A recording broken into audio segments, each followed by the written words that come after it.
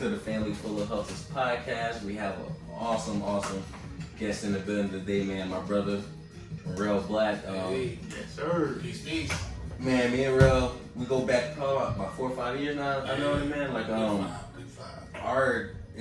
I'm just happy to have him on the podcast. Like, our journeys kind of like began around the same time. Like, when we met, we were both kind of like in the beginning of our oh snap. Is that recording? Yeah. You hit it. I never touched it. Oh, okay. So it's been going the whole time. So everything cool. Yeah. But yeah, we're gonna talk about a lot of things today, guys. We're gonna talk about some group economics, black entrepreneurship.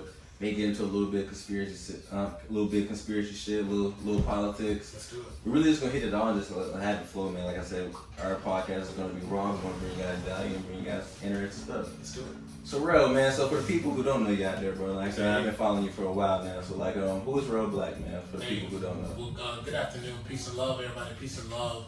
Everybody that's tuned in. Happy Sunday, Sankofa Sunday, as I like to call it. I'm Rell Black. I'm the founder of Community Healing Project.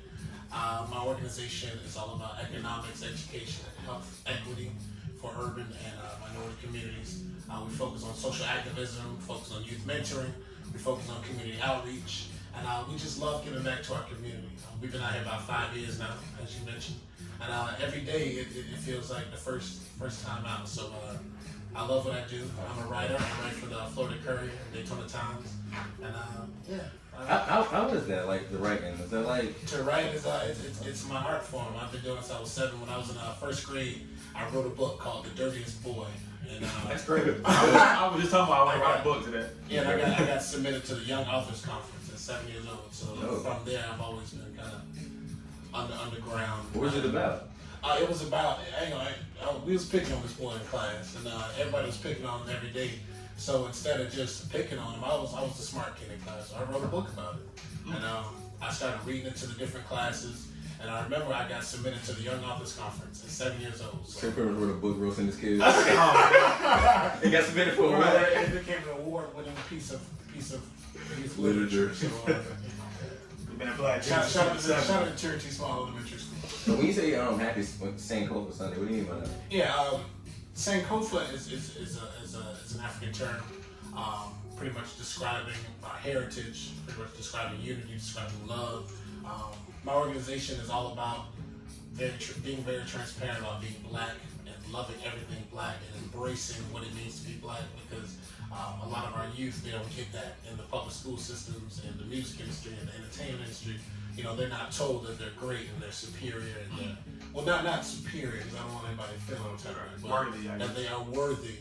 I'll say that. And so my organization does our part to promote that, no matter how old you are, no matter where you live.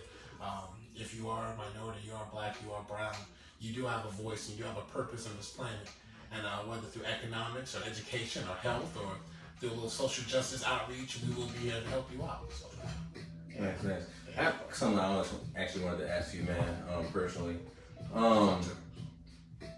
Like, what was there, like I said, like a defining moment or something that happened that kind of set you on this path, that kind of made you like, I want to. What was that? Can you Absolutely. I'll say this. I was younger. When I was in 9th grade, I went to Spruce Creek High School, and there was an incident. We were at a lunch table. It's been a long time since I told the story, but we were at a lunch table, and there was a group of white kids. They were having a birthday party, and I was, I'm a very social young man. I interact, so I asked. I said, "Hey, can we get a slice of birthday cake?" And I'm thinking, of course they're gonna say no, but in a joking way, somebody yelled out, and I'll be very transparent and say, "No, get the fuck out of here, nigga." And this 9th grade, Yeah. So I was like 14. I kind of felt like, okay. Right. I got like all that. Like first of all, I was like, yeah, all that necessary. Was that the first time you kind of like dealt with that was the first time. blatant Racism. Because I grew up in Caroline Village, so I was always surrounded by Caroline Village and Daytona Beach. Yeah. So I was always surrounded by my people and my communities and my schools and Cherokee Small and Campbell and all that. So I went out to Spruce Creek. And that was a culture shock, but that was really the first time, just blatantly. And every day you felt it, throughout the school, but that was the first time it blatantly happened. So I got enraged, man. According to the reports we started a race riot. But what happened was after they told us they couldn't get no cake, I said, fuck y'all cake, and I'm not proud of it, but I knocked it off the table. And, it started like a 30-on-30 incident. Yeah. And they led me as the ringleader. But I think that was my first form of activism, and I was so proud of that because I still, it was more than just a birthday cake. It was bro. It was a principle. It's always the first time. Yeah, but I kind of waned off that a little bit. But recently, with on a more serious note, with Trayvon Martin and that situation, me and I were so close to where we lived, that really kind of sparked a purpose in me. Like not just you can't just live and go to school and just have a little job and go party and be safe. No, you have to actually use your voice for something. Yeah. That was really the first time, I think, with Trayvon Martin. That was the first time we really got involved. We were in that. They had a big protest in Sanford. I went down. We were young too, so that was one of the first times I really got involved. That's crazy. Like you ever had to deal with like blatant racism? Like, bro, I'm from North Carolina, bro. Yeah, bro. You see Confederate flags. You know what I mean? Like the smaller outskirts, not the major cities. The major cities they're a little more subtle. You know what I'm saying? You go like the outskirts, you'll see. Well, I hear a little racial slurs and stuff like that. It never really bothered me though. It's like you can't beat me. Like you know what I mean? I just feel like a lot of white folks don't realize how common that is. Like we all have these stories. Like happened my first time I was in third grade, and then yesterday, kid Jeffrey Tennyson called me and my mom a nigger, cause we're in the little records room and the library and stuff closed down from the teachers or whatever, and I was like, damn, you know what I'm saying? Right. Of course, went into similar rage. Threw a book at his head. The book, kid ran out of we got into a little fight, beat the kid up, whatever. But I can't say this just as well, sir, because when we went to the office, that's when what happened, and he wound up getting suspended, and he kept me in school and shit. But that shit happens all the time. That was the first time. You know what I'm saying? That's the third grade. Racism is not this rare occurrence. Right, and it's crazy is people think that's people from outside of the culture, they think that's the worst shit in the world. It gets way worse than just the word. Right. You know what I mean? They don't understand that. We numb to the word. Word can't we know the words, but it gets way deeper than what you talk about. I mean, at this point, because I shit get called nigga all the time. You'd be surprised because I don't discuss it, but at this point, you just have to, take it for what it is. If they do it, I feel like they do it publicly or they do it in your face in front of people. Stand up for yourself. Stand up. Let people know that we don't accept this kind of behavior from anybody. But I get it corporate wise. I get told later, oh, she called you this, said this about you. So at that point, what can you do other than just not deal with them anymore, business wise? But somebody confront you with that nigga and all that kind of like the people in the videos, man, you better knock the shit out of them. Yeah, really, drop it. I don't care how nobody feels. They quote me. I don't believe in that. We live in a time right now where it's been 2020 years of this current historical era. You have people that are still, surprised or getting upset, and all that because people are being racist. No, we know that people are racist at this point. White people know that they're racist now. That's the whole thing. White people understand that they're racist now. So for the people, and I see the videos, they're coming out more and more and more of the white people just messing with us, just going out of their way just to provoke something. The lady that tried to get the man arrested because he wanted her dog on a leash. And they called the police for a certain purpose. You want what happened to George Floyd to happen. Again, you want what happened to Trayvon Martin, all these people to keep happening. So, I think right now is the time. You have to be a little more proactive. You gotta stand up. Let them shake them up a little bit. If they're that bold to dehumanize you by calling you that, shit, bring it back to them. It's funny that you say that because this morning I was watching a video on Instagram. The dude, it's a guy I don't know what his name was. He was getting interviewed on Fox, and apparently he's one of the leaders in the BLM movement or whatever. And the lady intentionally asked him a question, pretty much why are you guys using violence while rioting? Right. He pretty much is saying that's the only way I listen. You know what I mean? Throughout history, I only listen to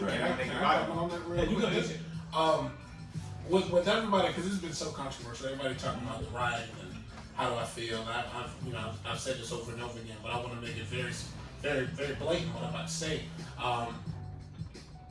Violence isn't the language of black people. Like we don't have a history of going to countries and wiping out civilizations. We don't have a history of, just literally lynching people. We don't have a history of that. That's not our history. So for people to try to just paint this BLM movement is just so violent, like where's that coming from all of a sudden? Sure, people protest. They've protested for decades. They protested for centuries. They were protesting in the 60s. They were doing the exact same thing. The only difference is then they got water holes down. They got dogs bitten on them, thrown on them. So I think now, with everybody saying, all the rioting is so violent and it's so wrong, hey, listen, they've tried every agenda in the book. They've tried every avenue already. They've done it. They've done the peaceful protest. They've done the meditation yoga. They've done the youth program. They've done affirmative action. We've done the NAACP. We've done everything. We've had Obama. We've had a black president. We've done everything possible to get people to say, you know what, just because someone doesn't look like you, it doesn't mean that they're less than you. What's it gonna take? So if it finally takes burning down some statues and busting out some shit, if that's what it finally takes, so be it. Guess what? Laws are finally being changed. Right. Policies are finally being reformed. Cases are finally being reopened. So in my opinion, hey, I know the protests are kind of slowing down a little bit, but my opinion is, hey, don't stop yet. Right. Don't stop yet. We're at the cusp of some real reform right now in this country. And I think that the more pressure you put on these politicians and these governors, change is going to be systematic. It's going to happen. I'm very excited for it. So I'm very excited. I know a lot of people say, "Real, you can't say that kind of stuff." But listen, this is 2020. This is the year of full vision, and it's real, and it's out here. Y'all can see it. We're not stupid. Turn on the television, or actually turn off the television for once. Turn off the television and go outside and look. Like, look and see what's going on in this world.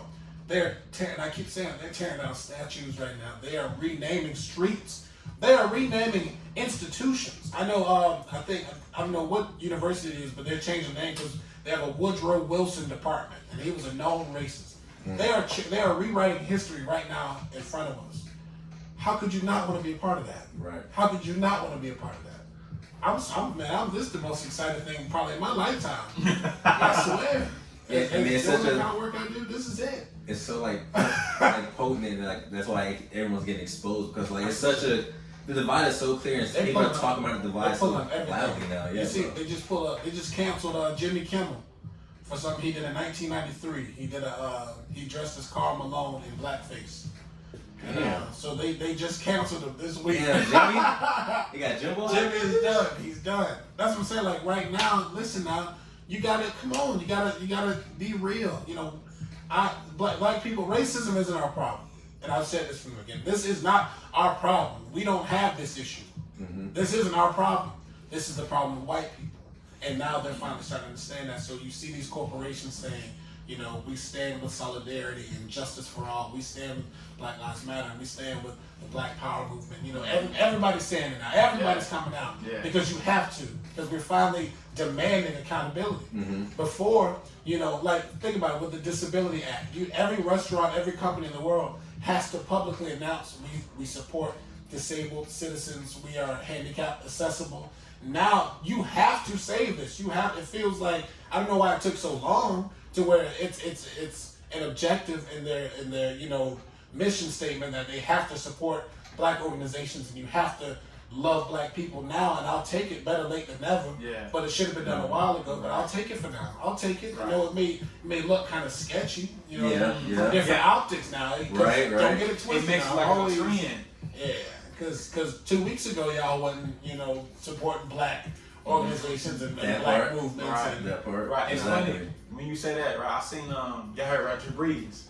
Yeah, Something about man, if I was racist, I wouldn't have thrown touchdowns to so many black players or whatever, right? Oh my god. He came back later, and apparently he's like, if I want to butcher exactly what he's like putting his money towards, but it's something like, you might want to look it up. It's something like, I think like, it might be youth organization or Something like that. He's like, now he's trying to put money into like the black community. Of course, now, because it's a commodity now. Right, but like now it seems like. But why? We needed this money a year ago. Right, we need this money forever. Let's talk. It's been a while. Let's when caps started nailing. Right, you know what I mean? And We needed this money 400 years ago. And my point is like, now it's like, now people are trying to act like as if they've been carrying, or they own everybody. I see it on Netflix. Like, it's got Black Lives Matter on the thing now. Amazon, Call of Duty, 2K, everywhere. Know what it feels like, bro? You know, like when you're trying to like, you know, you get this bad bitch you see me, you're trying to get her for so long. You know what I'm saying? Then you finally move past the bitch, now she want to holler at you and shit. It don't feel the same. That's what it feels like. They just hopping on the bed like, I'm happy it's happening. I'm glad it's happening to show me something that's happening. But peace and love to everybody. First of all, that's tuned in and watching. Share these videos. It just feels like real trendy. Like, oh shit, bro. This is the thing to do right now. But that doesn't take away from all the good that is happening. Yeah. But like I said, we can't let that make us loosen up the pressure. Right, bro. That part, bro. I'll say this. If you are a child and you have a bully, right, and that bully been picking on you. You've had the same bully since pre-K, right? Since pre-K now, pre-kindergarten, you've had the same bully. Senior graduation. Finally, at senior graduation, this bully finally says, you know what? I'm sorry. You know, it's been all these years. It's like, bro, I don't and everything. I've always loved you, bro. We've always been buddies. What are you talking about? You know, so I apologize for everything we've done, you know, and that should be it.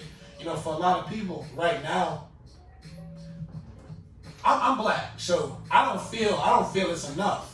I don't feel like it's enough. Call me ungrateful, call me what you want. Yeah, but I still need my 40 acres and a mule. And I'll say this, there's enough land on this globe right now, I ain't even gonna say this country, this globe, to where every black person, every black indigenous person, every person of African descent should have their 40 acres of land. I don't care if it's in Greenland, I don't care if it's in Zimbabwe, I don't care if it's in China. I deserve my 40 acres. And sure. I feel like right now, you know, somebody joked at me the other day, they say, Rell, why are you talking about reparations? We got it. With the stimulus check. I said, nah, get the hell out of here. Who said that? Get the hell out of here. $1,200 for 400 years of oppression. Get out of here. I said, get out of here. Because that 40, it's what that's not even, that 12, that's not even not even a snack. People are we're owed at least $9-10 trillion as a whole, as a race of people. As a demographic of people, we are, as a populace, we're owed about $9-10 trillion. And that's because remember now people don't realize slavery. It wasn't just the can I get deep in this? Because I get into some things. Slavery was not just the torture and the selling of African people. It wasn't just the torturing and the beating and the raping. It wasn't just that. It was unpaid labor. Don't forget, these corporations, all these corporations, they caked off that unpaid slave labor for centuries. You just imagine right now, if you had 300 people that can run your company right now. I'd be a billionaire in 3 months. You don't have to pay no insurance. You don't have to pay no dental. You don't have to pay anything. Nothing. And you can treat them like any way you want. Don't have to feed them. And then you breed them. So think about it. Not only, and I'm taking away from the psychological damage of slavery. I'm taking away from the physical damage of slavery. I'm taking away from them actually taking us from our culture, our religion, our language. You know, made us speak this foreign language that this isn't our tongue. I mean, like, let's be very real. This isn't our tongue. This isn't our religion. This isn't our culture. So you've taken an entire continent of people, the original people, according to every historical text in existence, and you bring them here and you beat them into submission, and then you make them work for centuries. You make them work. Now, like I said, we can talk about all the psychological effects of slavery, but let's talk about the economic impact of slavery. Right. Let's talk about how all these companies, right, these $1 trillion companies right now, well, $1 billion companies, right now are still eating off that unpaid slave labor. You have 300 employees that you work 24 hours a day, 7 days a week. for 85 years. You don't think your great-great-great-great-great-grandchildren are going to have money? Yeah. And have stock, have assets? Right. Now think about all those slaves that had to do all that work. Right. What are their descendants gonna, what do they have? What do we have? And that's the real issue, because it's not about painting Black Lives Matter on the street. It's not about that. That doesn't do anything but appease the people that paid for that. I don't rock. Hey, it's nice. It's a nice gesture. It's bigger. We got way bigger fish to fry than a nice painting. I think right now the discussion needs to be about reparations and making it really right. If y'all really want to make it tangible thing. Right. Yeah, if you really want to make it right, how about this? Give us a free education. Right. Give me a free education. I'm a what do they call them? African descendant of slavery. Give me a free education. Or some stocks. Or some stocks. Give me a warehouse. Give me a warehouse. I own a business. Give me a warehouse where I can store units and I can produce an income for put us in the game. Really. And shout out. I know I'm going in, but we have to play catch up. There are companies. I'm gonna keep getting into it. There are companies that are taking right now off that slave money from 400 and 300 years ago. That's just imagine in 1 week if you had 300 employees. Imagine how much money you could make in 1 week. You don't have to pay them? And you don't have to pay them. That's generational wealth on top of generational wealth. Right. So like me and my boy were talking earlier, of course that young man had a $50,000 donation from his father. Right. You know what I mean? Off willy-nilly to invest in real estate. Right. That sounds like a movie to us. That's bizarre. Right. Did dad hit the lottery? Yeah, not even that. He ain't even there. And that's another Romo thing. hit the lottery? Exactly. Like, whatever. But it's crazy because the world shut down for, like we talked about on last episode, the world shut down for a couple months. They got people free checks because people were sick. Yeah. But we talking about, we legit have everything stripped from our culture for centuries, and they have yet to give anybody a dime. Like, and I hate people that bring up, well, what about welfare and this and that? And what about the price? Like, you guys got all these different benefits. This is fucking bullshit, bro. Like, benefits. The reparations, the 40 acres to the mule cliches, it just speaks on that head start we never got, bro. You know what I mean? That wasn't even that was promised to us.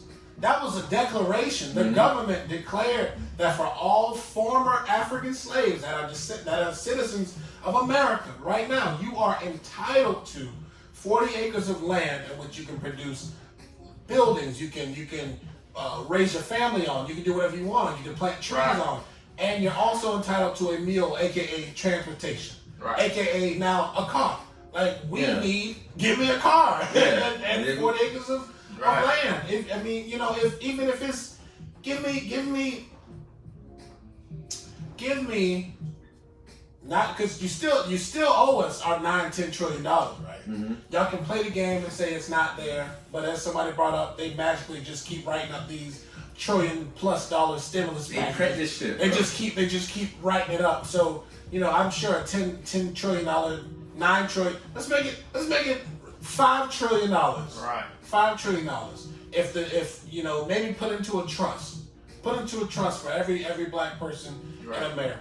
If y'all feel this way right now, y'all are so into the whole we love our black. You see all the Nancy Pelosi and all them went on Capitol Hill with the kente cloth and they went up there like it was showtime at the Apollo, and they showed out. So if y'all really, truly, honestly feel that y'all have done something wrong, make it right. Make it right. Make it right. I don't want your streets painted.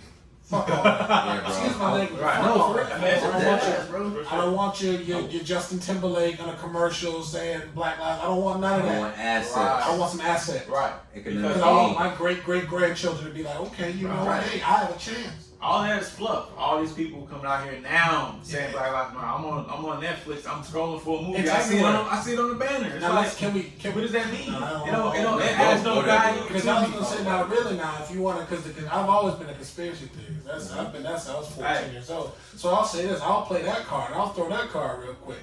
Why is this all of a sudden? Where is all this coming from? Because black people get killed every year by the police. Every year. Exactly. Every month. Every month. It's not even just the police. So why? And Right. So why is it this particular case has set off this worldwide global pandemic of addressing these issues? Now, like I said, it's better late than never. I'm glad that it's happening. I love the discussion. It's putting people like me and people who care about this in a good light, so we can talk about what we want and talk about what we can do moving forward. But I gotta ask, when the hell did McDonald's and Call of Duty and 7-Eleven and 2K. Walt Disney World and Britney Spears, when the hell did all these corporations and brands, since when did it become socially acceptable? First of all, because 4 or 5 years ago when Black Lives Matter came out, it was identified as a black extremist organization. Right. It was identified as a national threat to the government. Right. This was 5 years ago, or 4 years ago actually. Let's keep it real. It was 2016 and all that. They declared it as a national hate group. How the hell 4 years later has it become that this national hate group has become not only a fixture in pop culture, but it's almost the new standard. It's the new supreme. It's Black Lives Matter is whoever is running, and we can get into that too. But whoever is running Black Lives Matter, they have a lot of power right now, and they are in a position to where they can make some very good political moves if they wanted to. Now I don't know what's the end goal of Black Lives Matter right now, because it seems like they're just spreading awareness. But I'd like for some political reform to happen. I'd like for some legislation to come out of this. I appreciate the movement. I love, because I'm out there. I love the protesting. I love the awareness. But if they're just an awareness group and just to spread the word about what's going on, then I good kudos for what they're doing. But moving forward, what organization is going to say, now listen, these are the mandates. These are some of the requirements we would like. These are some of the demands. Right. Let's keep it real. These are some of the demands that we as a people who have been suffering, and everybody likes to talk about 400 years. Yes, it happened. It's currently still happening. And wow. And now you say that about it feels like it's an agenda. You go deep, bro. It's what we're here for. But it feels like it's an agenda, like you said, with these major corporations supporting Black Lives Matter. And to me, I feel like, to be real, that might be, I ain't gonna say it might be, that is an attempt to silence our outrage. If you make everybody feel like it's okay, the issue has disappeared, you notice that the riots have starting to calm down. Come on now, let's talk about the riots starting to calm down. You know what I'm saying? We still got the memes starting to get a little less. The outrage. And it's funny because black people, we always talk about knowing our history, right? When you go back to you see how they did with Martin Luther King and Malcolm X, and people who we always glorify, they made it feel like it's okay. They didn't change anything. They didn't do a damn thing to actually change anything. They just made us feel like, okay, the issue is better now. And then they literally killed them niggas, bro. They still assassinated them. So let's stop it. Yeah. You know what I mean? I saw a video that's from Jane Elliott this morning. She was talking to actually Jimmy Fallon. Did you watch that? I'm getting tired of people throwing Jane Elliott at me, but I'll keep going. You don't fuck with her? I mean, I got my own opinion too. Jane? Go ahead, because I'll just say this. What was I about to say? What's she talking about? I've heard that name about 7 times in the last 2 weeks. I'm getting real sick. I was looking at thought it might be weed. But look, I'll say it might be the weed. Yeah. But I will say this though. Here's my thoughts on Jane Elliott. She said some good stuff, you know what I mean? And it makes some people aware. But at the same time, why is it take for her as a white woman to get y'all to pay attention when we black people been going through it? This is what I remember. She brought up a very interesting point in her video. I can't fucking remember. But she was like when they killed MLK, she was talking about the moment MLK got killed. That's when she started teaching that her little green eye blue eye thing she's doing in class and shit like that. But she was at the world was on the cusp of them boys possibly coming together, and it's really about to really revolutionize the black Americans in the U.S. But with him sniping and literally just killing them, bro, that never came from it. You know what I'm saying? I agree. It's fucking tough. I'll say this about Jane Elliott. Why is it that we put? Why do we praise people for doing things that they're supposed to do? Right. That's what I mean. It's like congratulating your kids for bringing home good grades. Right. I said it was like congratulating a parent for loving their child. Right. If you're a human being, you're supposed to tell other people to not be bad. You're supposed to tell other people to do the right thing. And like I said, somebody made a post yesterday in one of my Facebook groups, and they were like, Jane Elliott is as important as Malcolm X. I seen that. We should treat her as such. I seen that. And I went off. I don't even get into those debates anymore, but I did a Rell Black. Because respectfully, no matter how you feel, no matter what your opinion is, you can't compare that to, you can't compare a white woman who's she's using her white privilege for the right thing. Mm-hmm. Yeah. Great job. Yeah. Great job. She'll never know what it feels like to be black. But where the hell does where does all this come from to where people are literally snubbing out black icons or black historical figures and I don't know, call me biased, call me crazy, but I just feel that she's doing what she's supposed to do. She's doing what she's supposed to do, and I just don't get the overwhelming kudos for it. I get it. Thank her for being an ally for whatever it is that she's been an ally for, because I don't know about her. I don't know if she donates to black organizations. I don't know if she has been out and campaigned or lobbied for black criminal justice reform or donated to black youth organizations. I don't know all that, but I know she studies black people like insects, and she's created her entire career of black people as if they're just these scientific experiments. So maybe I get rubbed the wrong way whenever people mention that to me, but I respect that she uses her privilege for the right reasons. That's a powerful thing, but there are a lot of people that do that. There are a lot of people that do that. I'm just trying. I want to know what's the fascination, because those aren't recent videos. Those green-eyed, blue-eyed. This lady's been out since like the 80s. She's been out since like the 70s and 80s. Yeah, so I just there are people like Dr. Frances Cress Welsing, who's a black woman who teaches about actual race relations and the scientific source behind it, because I can get real deep real quick, might blow some people's heads away, but scientifically it's been proven that it starts with it's genetic. It's genetic. Race is genetic. Everyone knows that. Race is genetic. Hatred and all that started from, a lot of people think it started when Christopher Columbus came over and saw all those brown women. And they started having babies. Well, they started having sex with all those brown women, and the babies came out brown. Like they didn't come out white anymore. They would come out brown. They would come out dark. So that's where a lot of people think the term Semite came from. Because Semite means mixed. So a lot of people think that's where that term comes from Christopher Columbus coming over and finally discovering that, oh no, they're not white. They're brown and black and yellow and red, as people say. So I think right now we're, just to tie it all in, because I do go off on tangents, but to tie it all in, black people, we're in a time now, finally, in 2020, where maybe it's the universe. I'm very spiritual. Maybe it's the universe that's saying, here's your opportunity. Here's your opportunity. Take it. Opportunity plus preparation equals success. So we've prepared for 400 years. We've had leaders. We've had incredible leaders. I think Malcolm X is probably and history will tell the story, but I think he's the world's bravest leader to have ever existed in any era, any generation, any civilization. I really think that if he would have lived another 20 years, I think as black people, we and this, I know this might be kind of controversial, but I think black people would be respected in a way that the Jewish community is, to where people almost fear speaking about them, if you know what I mean. The way, like, for example, Jay-Z put out a lyric in the story of OJ. He was like, talk about Jewish people in credit.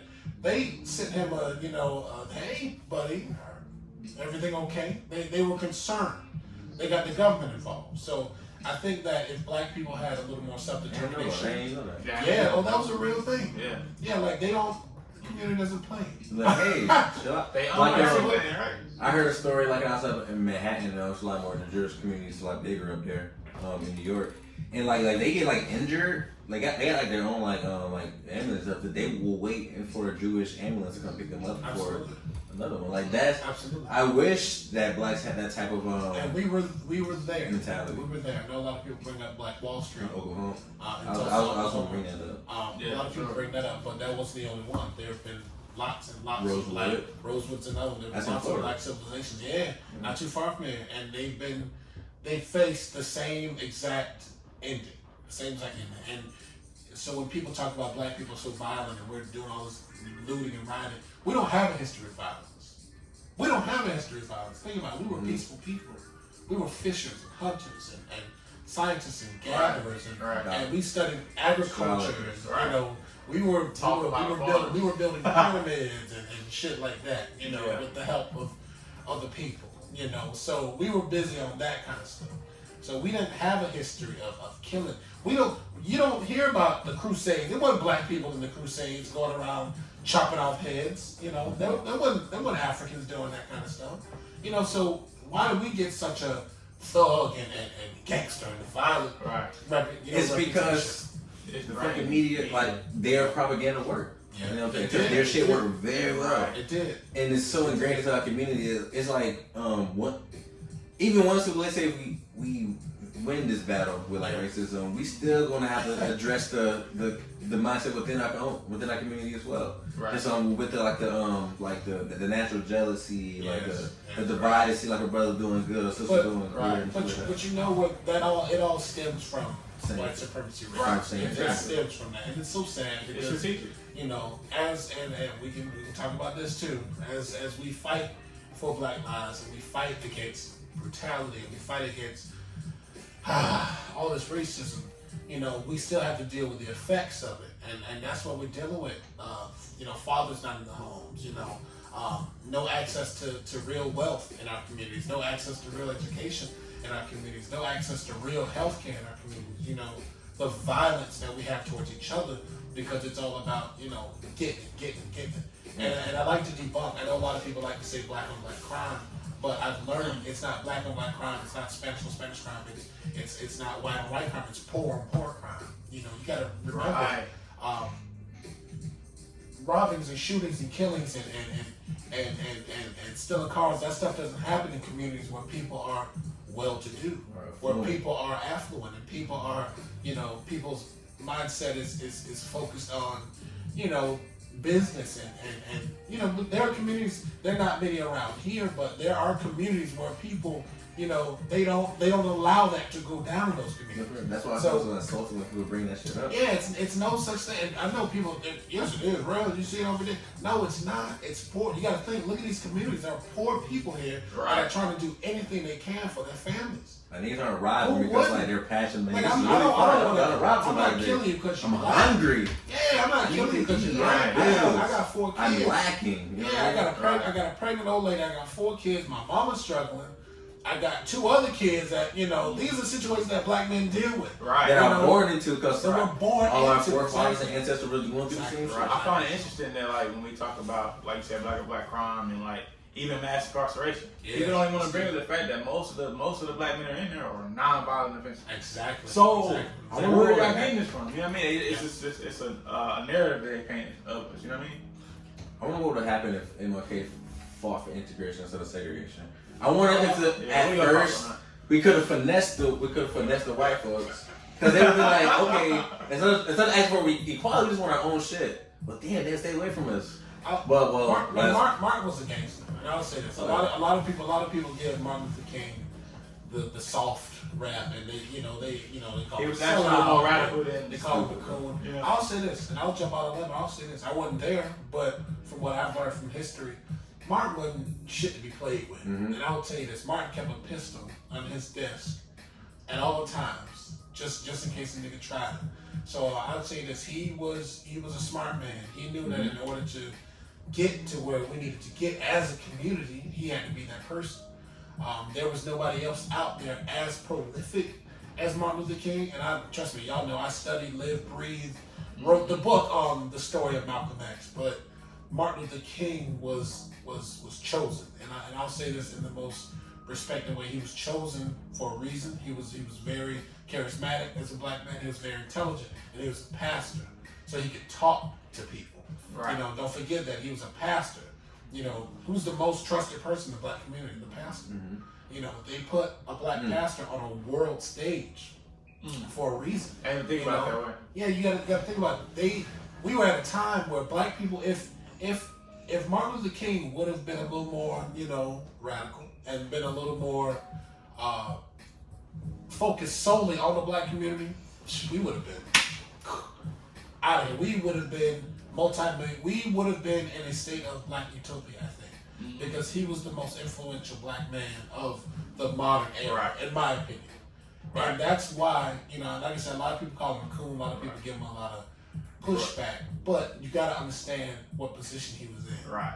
He did a lot for us. He did a lot for us as black people. Don't forget that. I know it looks kind of sketchy. I think it's the problem is we sit here and we try to compare him to Malcolm, and it's just like when we go into sports. Because don't forget, they were friends. It's like they were friends.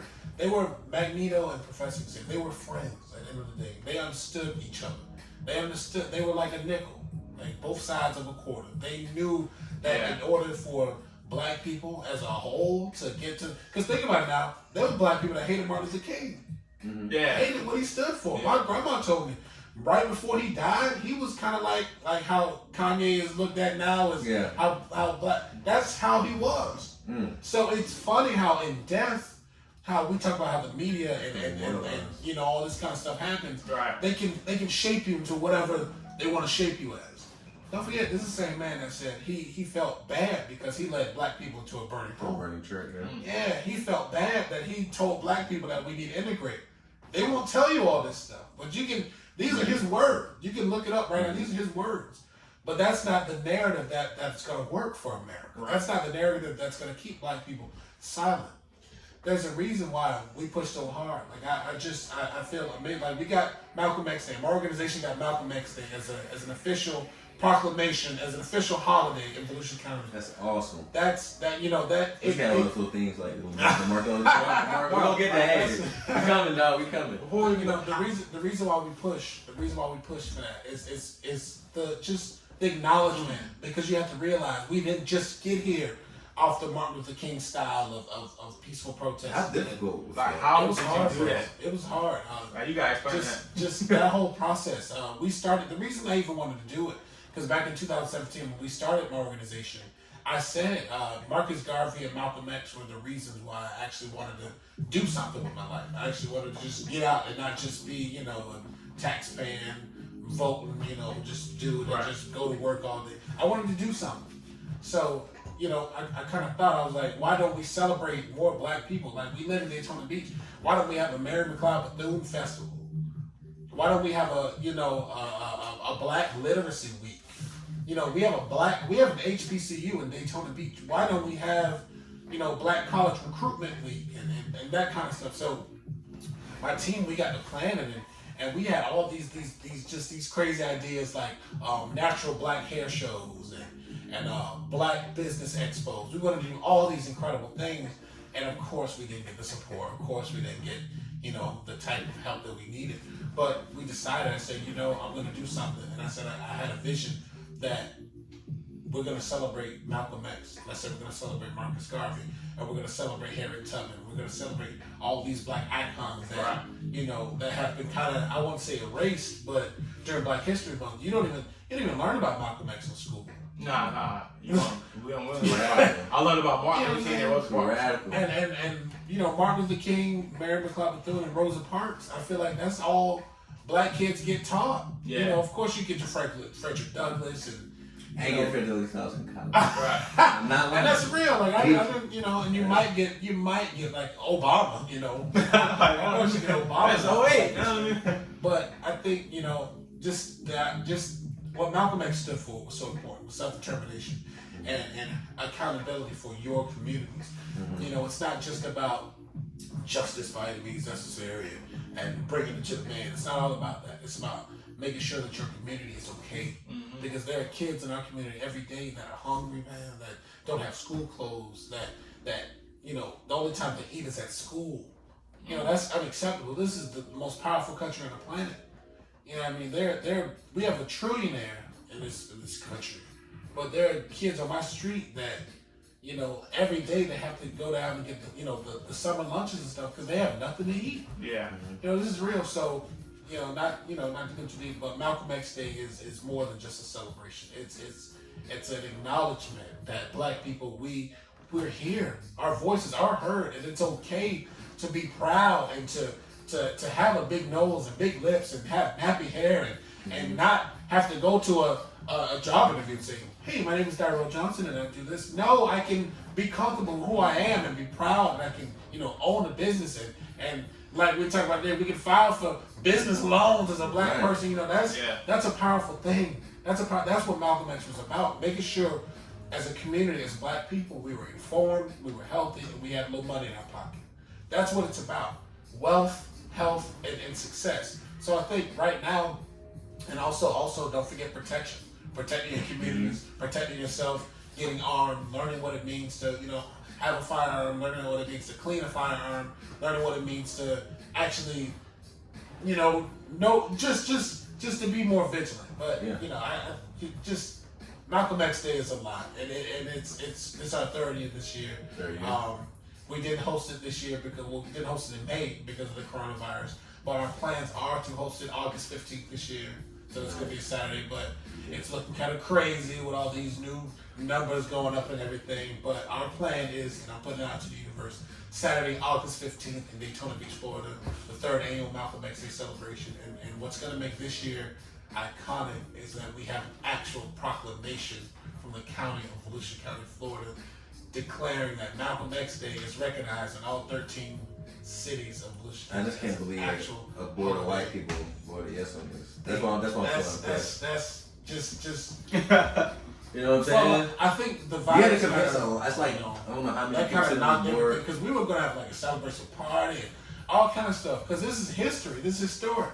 But I think the virus kind of like knocked all the wind out of everything. But we are even if we don't, even if we can't host a full blown, because we go all out, the DJ, the bounce house, and the all the petting zoo, all kind of stuff. So if we can't do that this year, I would like to host like a little small ceremony where our proclamation is read, and just maybe a nice little dinner, something like that. Mm-hmm. But we will be honoring Malcolm X Day. I don't care if it's in December. We're gonna have to do something, because we can't just let this proclamation just ride on now. So we made history in my little county. I feel good. I mean, I don't think it's really hit in just yet. It hit me when she was like, "Real?" Wait, whole holiday. My man was crying. And but not anyhow. This is Malcolm X, bro. This is Malcolm X, the most radical Black icon of all time. You know what I'm saying? That's the one. So I just can't believe that they But that's the reason why I'm so impressed by it, because you had to take your vision and get them to understand the importance of who this man was beyond what they previously been taught by all their family all that for years. You know what I'm saying? It was a lot. So, because in the city, and I would say there's a lot of officials in the city they told them didn't want to support him. So shout out to the mayor. He supported our very first one, and Commissioner Paula Reed, she supported the very first one. Nice. Last year was kind of weird with everything, not to go into too much.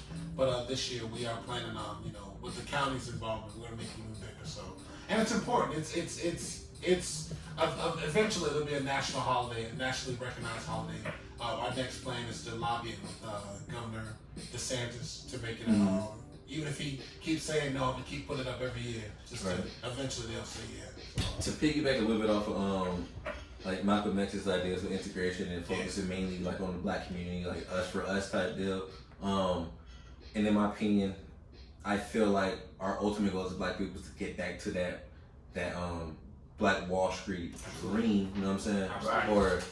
So how do you feel about that? What do you feel like we need to do to get there? The main goal, our next step after this era, because this era is done.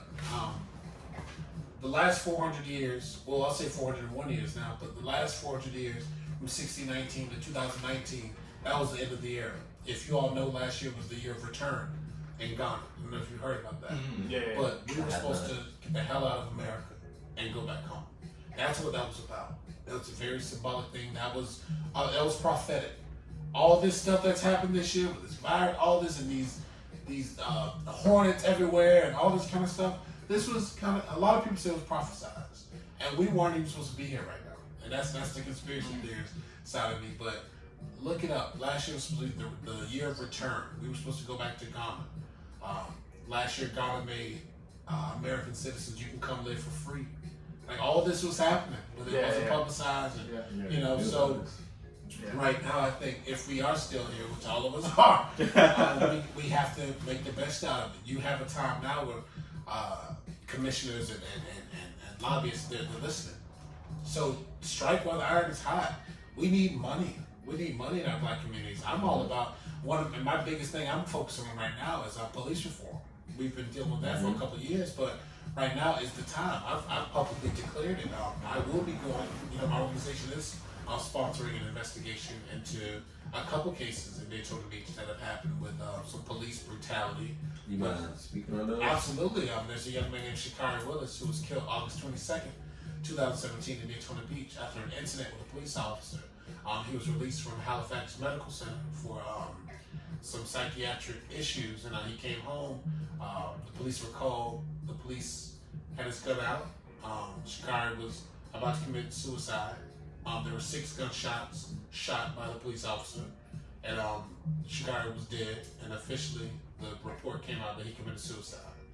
So his family never really got any answers. I was there with them when it happened, with the family, and still to this day, they're pushing, because after 4 years, the case gets closed, and it's been 3 years. This year will be its 3rd year now. So they are looking for justice. They're still trying to look for justice. He was killed. I wrote an article about it for the Times. Really good article. Y'all should look it up. It's called Shikari Willis. Shikari Willis and police brutality. You can look that up. How you spell his name? It's a big deal right now. Shikari is Shakari. And actually, that story made it to the Washington Post. It made it to the New York Times. It made it to the Chicago Tribune. It was everywhere. It came out that a police officer from Daytona Beach killed a young man. This was everywhere. I see it. It was everywhere. They walked in on him in the act of he was in his grandma's backyard, and a neighbor called and said a young man was out there. He's not doing too good. He's kind of unfit. They think he's unfit right now. Can someone come talk to him? Someone can help him. I don't know what suicide protocols are or mental health protocols are, but I've seen videos of police officers shooting beanbags at people. I've seen them tase people. I've seen a lot of that kind of stuff. This young man, he had a gun to his head. And in that case, like I said, I don't know protocols, but on the body cam and on every documented statement, you can see there were 6 shots. 1, 2, 3, 4, 5, 6 that were shot. And according to the official statement, he committed suicide. But as I said, maybe in my article, called me foolish, but if someone committed close range suicide, they're not gonna make it to 6 shots anyway. I'm sure that something might, not to be too graphic, but was there an autopsy report of how many bullet holes was in? I can't quite, but it was on the left, I believe, from the article, the sister statement. It was the gun entered him on the left side, something like that. It was on the left side. It was impossible for him to shoot himself, and the way he was shot, absolutely impossible. Absolutely impossible. The case, like I said, the case made it to the Washington Post, the New York Times, the Chicago Tribune. It was everywhere. It was everywhere. It was everywhere. So how do you feel like when you because you're hands-on in the community, right? Yeah. And you see how certain cases, like we were talking about with the George Floyd, it gets national attention. Yeah. But then cases like this, we never hear about. You know what I mean? It's almost discouraging. So how do you forward that? I just got into it with someone like a big community leader, older black lady, not gonna say her name, but she called me stupid, said I needed education, all this kind of, I'm promoting conspiracy theories, all this kind of stuff, because when the George Floyd incident happened, someone said this happened in Daytona, we tear some shit up, and I said, well, factually it did. I said about 3 years ago. I bought the receipts. I said this happened here. I said the family still doesn't have justice. To this day, the family, like literally, they just wrote DeSantis trying to get it reopened. Like still, right now, like this is happening, and people are covering it up. And like I said, nobody wants a civil war. Ain't nobody asking for all that. People just want some accountability. Right. There was a soul that got lost. There was a young man that can't come to his mother's home anymore. Like these are, no matter how it looks, I know it just looks like a story on the news. It just looks like a thing. These are humans that don't get to live anymore. Like just be very, very transparent. These are families, these are mothers that have to work all day to keep their minds so busy that, 1 second off, they'll break down. This is a family that is broken. And this isn't just the Willis family, it's black families right now. And that's my thing is like we live it firsthand. So when we see I don't know if I've seen that Dave Chappelle video 846, right? And he's pretty much saying like we see ourselves in these victims that get put on TV. That's the traumatic thing. That's a traumatic thing for us. You know what I mean? Like that could have been anybody in this room. Right? It could have been either one of us. Especially sometimes there's even like kids, bro. Like 11, 12, 14. Like that's fucking disgusting. I want to ask, just how do y'all feel about the fact that right now, like black people are, do you feel like we've won this? Like, do you feel like we're in a? Because I feel weird about it. I feel weird. I feel like we're in the process of being finessed again. Yeah. I feel like there's a lot of great things that's happening, but it's like you said, it's way too sudden. It's way too like. By next week, like Amazon, Black Lives Matter. Give me by August. All this shit, like all this. Yeah. By about August. I told my girl September. They're gonna ride it out for the summer. Right. It's election year. My thing is like talk, boy. You know what I'm saying? I'm like, come on, man. This first came about, I'm like, it's like the way I feel is like you said, it's like we're gonna get a finesse again. That's kind of what it seems like it's panning out to be. And for me, it's like, man, we talk until I see some real tangible things. Like we still have the same system that built this whole shit is still right there intact. Right. So all this fluff that they kind of give us, it works. It works. It's crazy because it makes us complacent. It's the same way that they do in other aspects. Like fuck. Not saying fuck George. So fuck that situation. Right. Look how we acting. We got $1,200 funky ass dollars, bro. Niggas acting like, these are really looking up for us. The public, come on, man. Consciousness kind of said, oh shit, right. Man. Okay, Trump. All right. Okay, I see you, Trump. 1,200, yeah. I'll say this, like, we need y'all. It's embarrassing on y'all us, discuss man. politics. Y'all got plans. Y'all getting into politics. Everything. Bro. Yeah, I'm into it a lot now. I'll say this, like right now, this is a conspiracy. Right up here, but it's very convenient. Is it really conspiracy theories when we're black? At this point, we talking about like the stuff that this is like they literally assassinated people. Like is it? Yeah, exactly. Is it really conspiracy? Like it's so much. They put drugs on our hook. All right, man. I think I gotta go somewhere else with it. Right now, like with the election, man. This. All right, now call me crazy now, but I gotta get this out. I've been harping about this for a while. You're a family full of hustlers first. Does it feel like Trump's like in a one-sided election? Does it feel like that to y'all? It's a landslide. Trump gonna win, I think. It feels like the Democratic Party is ashamed that they chose Joe Biden, and now they're doing everything they can to kind of hide it. Like if you notice, everything that you see in the media right now is all Trump. Whatever Trump has said or is doing, that's all that's being reported. There's no Joe Biden statements coming out. There's no Joe Biden protesting. There's no Joe Biden. I think I think it was because his dumb ass went out here in that video. He was on Breakfast Club. With Charlamagne. Oh, yeah, and then if you ain't black.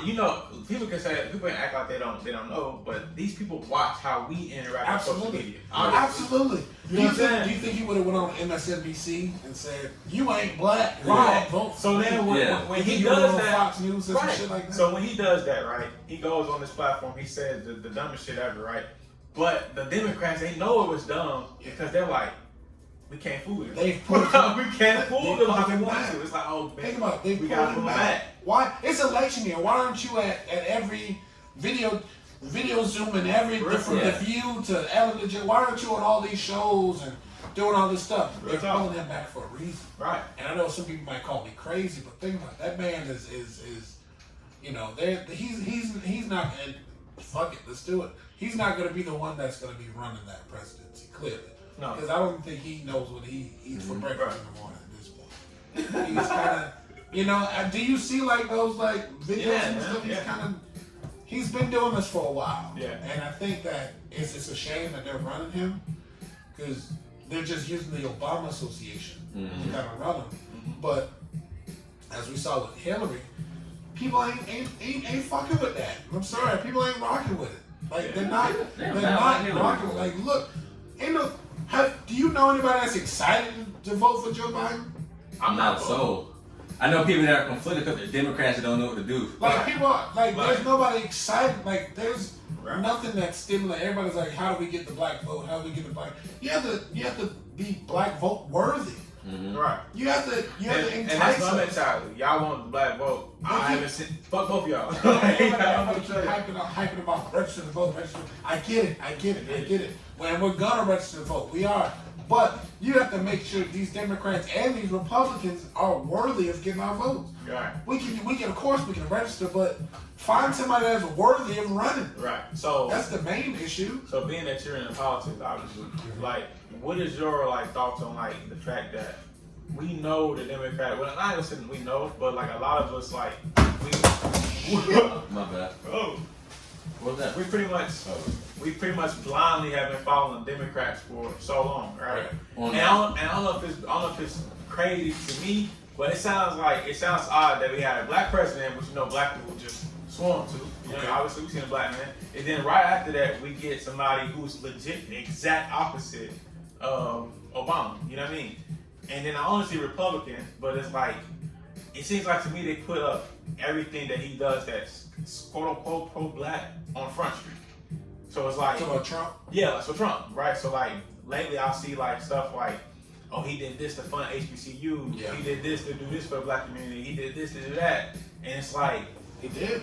It feels like now it's putting the black community in a state of confusion. Because they're so used to just following blindly, now we're forced to make a real decision. Right, you have to think without emotion. It scares us. It's traumatic. Yeah, so that's the thing. Obama, and like I said, I might, there's a few people, I don't really give a fuck.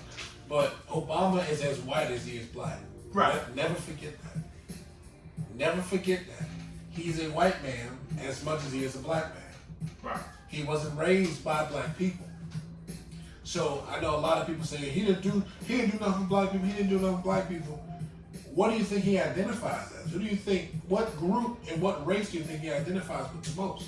So you have to ask why there are so many black people that were shot and killed under police, from police officers under his administration or any other administration in history. You have to ask why he never publicly came out and just said, my community is hurting right now. We need to stop this. I'm going to put mandates in place to make sure that if this happens, he never did that. So I know a lot of people are kind of wondering why the fuck this racist white man is coming out and saying, I'm fighting for criminal justice reform. I'm fighting to get black people out of prison. It sounds so bland. I'm giving black business grants. That's and he is. And he is. And it's so weird. It's so weird. Because Obama didn't do that. Yeah. So now we're like, damn, what the fuck? So you have to ask, and this is where it gets deep, because traditionally black people don't even question who we vote for. We just vote Democrat. Yeah. We just vote Democrat because it's historically that's all we know. I remember when I was, and when did y'all remember George Bush and Al Gore? Yeah, I do remember that. That was the first time I actually learned about, what any of that shit meant. Right. I voted, we had a little, in our science class, we had a little fake thing. I voted for George Bush because he was smiling on his picture. So just think, my granny said she's only voting for the person that she knows. So you have to ask, Obama, we love Obama. He's charismatic, he was smart, he didn't get in any trouble. He was a great black man, and he did a great fucking job at being a black man. And I'll say that he did a great job being a black man. in that position. Now, did he do a great job as a president? I'm not going to say that because hey, we black people, we're never affected anyways by that's where I'm at, man. We always get. It's like we that's should where I'm at. It's like, bro, I don't give a fuck who's the fucking president. I still gotta go out here. That's what I'm saying. Like when everybody was having all these protests melting down and Trump got like, I'm like, nigga, we still gonna be broke. We still gotta, still out here struggling. We still gotta. Some of us gonna hustle. Some of us gonna be broke. Some of us are gonna, do what we do anyways. That's never changed. The black community, we've always been thriving. We've always been resilient. We will sell oodle noodles if we have to. We don't care. Right. We will do what we have to do. Right. So I'm never too concerned about, who's going to be the president. But my thing is this, it's funny now in 2020, the contrast from 4 years ago when the whole entire world was, against Trump. He's the devil, he's a demon, he's evil. But now you look, like we just said, he's doing a lot for black businesses and for black people. Right. And people are kind of... It makes people uncomfortable. Oh shit, we're traumatized. We were like, wait a minute, we're supposed to hate him now. Wait a minute. Fuck. But he, like with the stimulus, like you go on your social media, look how many people were saying, damn, nigga, what up, man? Damn, I was one of them. I see you joking about it. Hey, and people were joking about it, but and whatever there's smoke, there's fire. People are saying, shit, he ain't too bad. Like this new stimulus is supposed to be $4,000 they're giving out. Each? Like, each. So, just imagine how many people are going to say, you know what, I'm going to do vote for this motherfucker anyway. Yeah. Just because he's the only one out there. Joe Biden's like Joe Biden's not around right now. Way you can feel comfortable going for Biden. You just weird, bro. He's just not around right now. That's the thing. Like, how do I know what are you running on? Right. What is he running on? Right. Other than anti-Trump. The way I see it, that's what I'm asking people. Like, what is he running?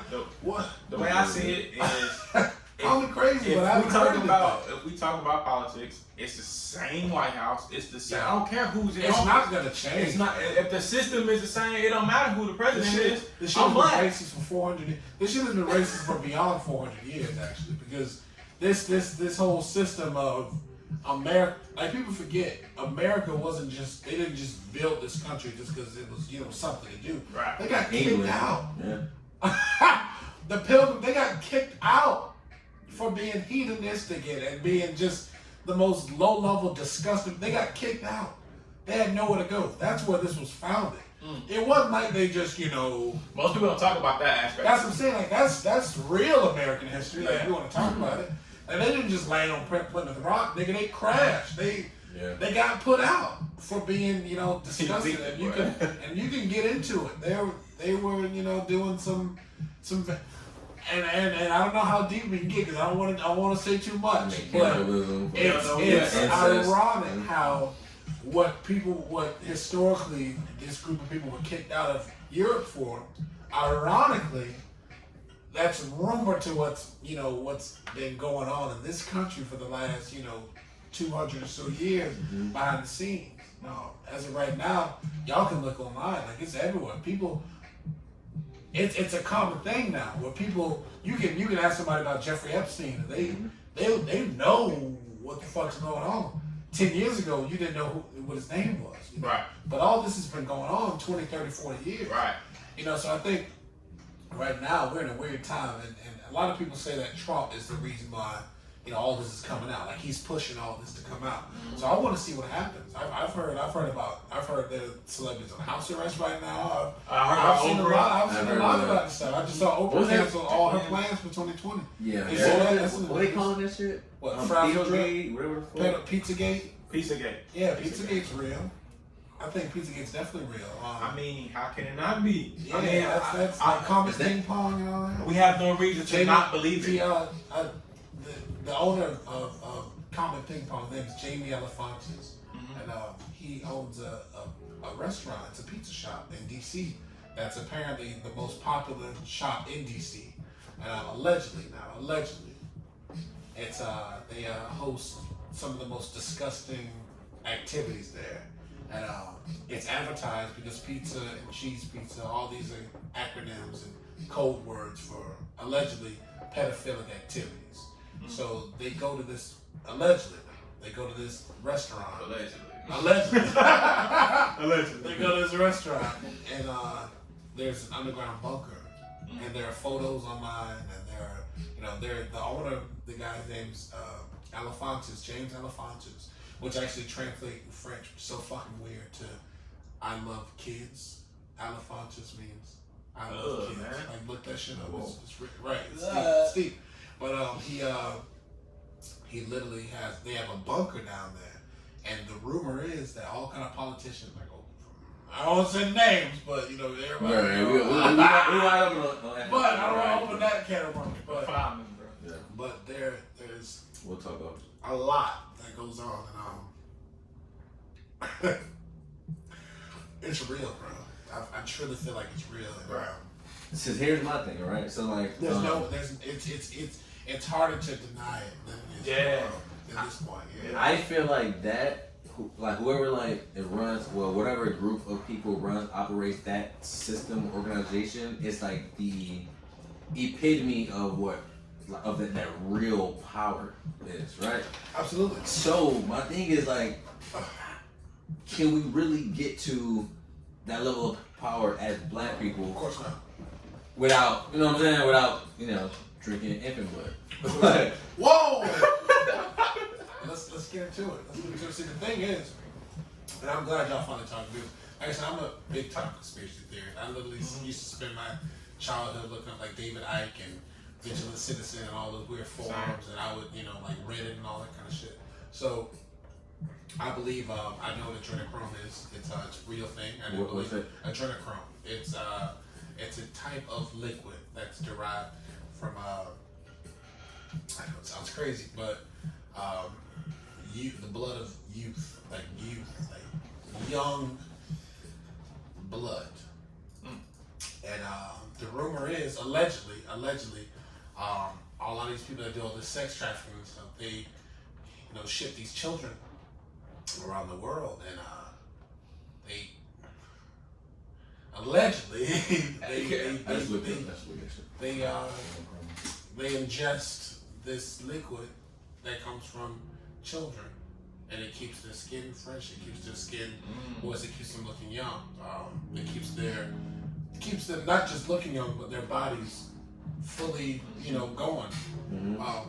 The Rothschild family, allegedly, they all, enjoy it. That's why they live to be 190 years old and all that kind of shit. They do? 190? Yeah, something crazy like that, bro. Like, look them up. Like, yeah, bro, they don't pretty much around the country. Yeah, they don't die, bro. I was gonna say, there's a lady named Marina Abramovich. You should look her up. She's the queen of spirit cooking.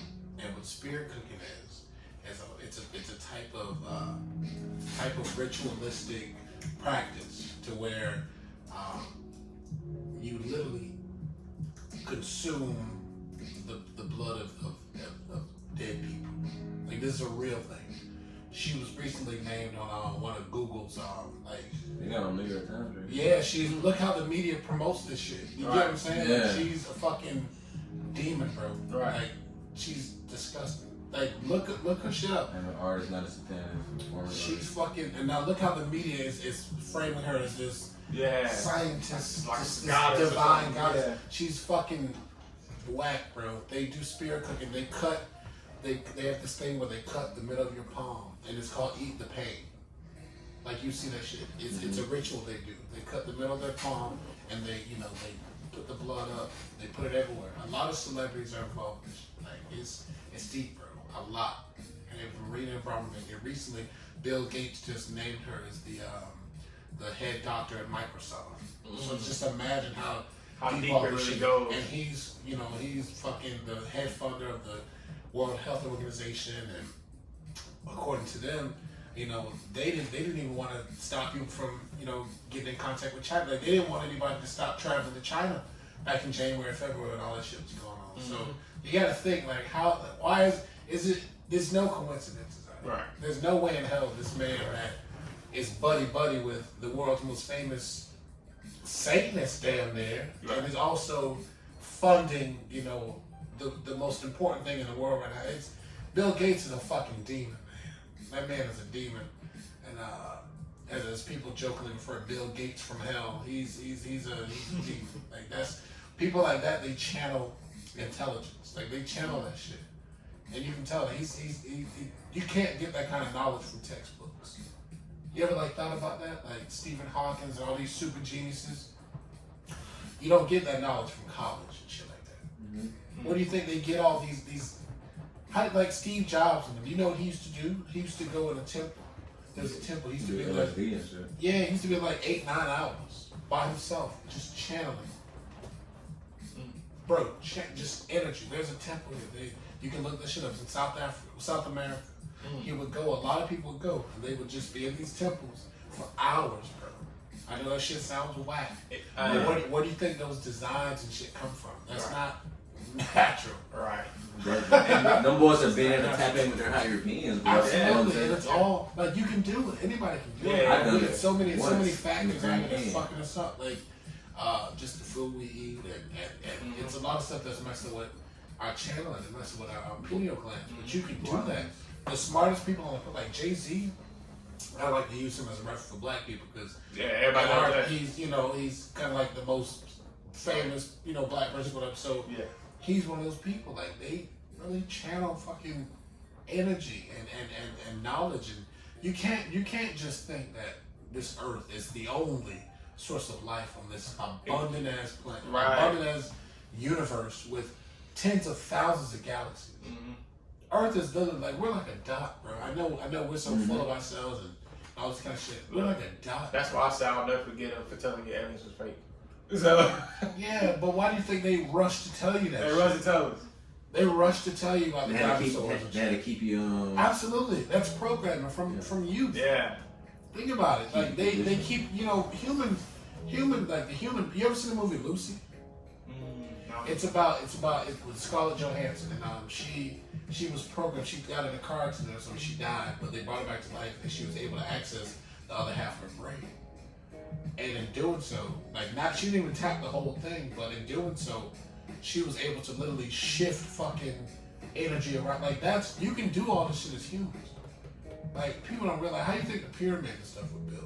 Yeah. There were no cranes back then. Yeah, no fucking use. Those able to tap into. There was no oil and construction. There was no. All right, Jimmy, lift it up. There was none of that. There was no hard hats. Bro, they said throw for and I think. Come on. They said they created this shit in like 20 minutes. What, those pyramids? Mm-hmm. Yeah, and I believe there are 125 pyramids on this planet. Yeah. They're all strategically placed. They're electricity conduits. Mm-hmm. That means built from the bottom. Yeah, they're built from the top and the bottom. They conduct electricity.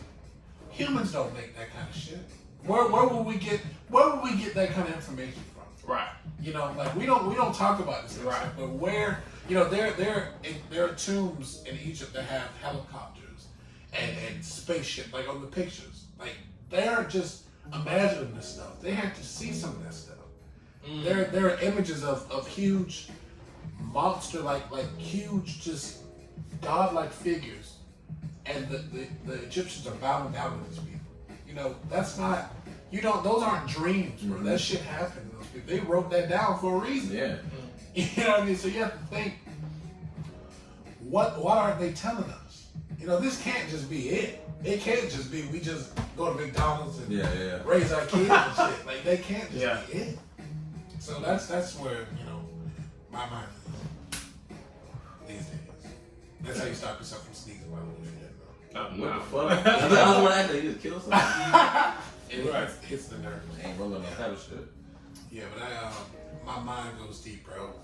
I'm a Scorpio, so I'm involved. Any knowledge pursuing is out there. I'm jumping on the show. Yeah.